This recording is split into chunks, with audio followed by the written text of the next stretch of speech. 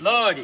धो हो गया नवा काम पै गया तू 13वां महीना है धुंदा जान नहीं छड़ दिया ना दिहाड़ी भी लगदी ना कोई काम पे चलदा है ते आ हुन बखरी चट्टी पै गई है कैंता दिया चंगा बराग आया खड़ा आया है ये में तो मेरे मामे आ जावण ते तू नहीं मिलना कल परसों मैं बीमार होया नहीं आए का जेड़ा महीना पहले मेरी फुप्पी ने छोर मरया हो ता नहीं आए या हुन इन्हां जरूरत पई है तो भाजे आए मैनू की पता उन्हें तो मैनू वही घोटी लिया मैं भी तो सावी जेब च पाया होया सावी जेब च ना हुंदा तो अल्लाह जाने बाची जावे आगे पीछे तो दिया उन वराग जागदा नहीं अज तो भाई यही घुटते हो मिले ने जिवें उन्हां दे सक्के रिश्तेदार हैं आज इन्हां जरूरत आई मन ता वास्ते अखीर हो गई यार उन्हें दस भी ये तो भाई चट्टी पै गई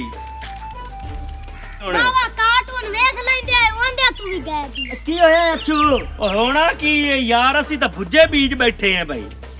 ਅਸੀਂ ਤਾਂ ਜ਼ਲੀਲ ਹੋ ਗਏ ਐ ਕੀ ਮੱਲੇ ਚ ਫਰਦੂਲ ਪਾਈ ਫਿਰ ਹੋਇਆ ਕੀ ਹੈ ਇਹ ਜੇ ਵਰਾਗ ਨਾਲ ਐਵੇਂ ਚੰਗੇ ਐ ਦਿਆ ਸੀ ਤਾਂ ਖੱਜਲ ਹੋ ਗਏ 20000 ਰੁਪਇਆ ਉਹਦੇ ਚ ਪਾਣੀ ਪੈ ਗਿਆ ਤਾਂ ਵੀ ਹੋਇਆ ਕਿ ਦੱਸ ਸੇ ਵੀ ਤਾਂ ਉਹ ਮੈਂ ਨਾ ਇਹਨੂੰ ਸਾਵੀਂ ਜੇਬ ਚ ਪਾਉਂਦਾ ਇਹ ਨਾ ਟੁੱਟਦਾ ਇਹਦਾ ਤਾਂ ਸਾਰਾ ਪੈਨਲ ਹੀ ਧੋ ਹੋ ਗਿਆ ਹੁਣ ਦੱਸੇਗਾ ਵੀ ਕਿ ਮੈਂ ਬਸ ਬਕ ਬਕ ਕੀਤੀ ਰੱਖੇ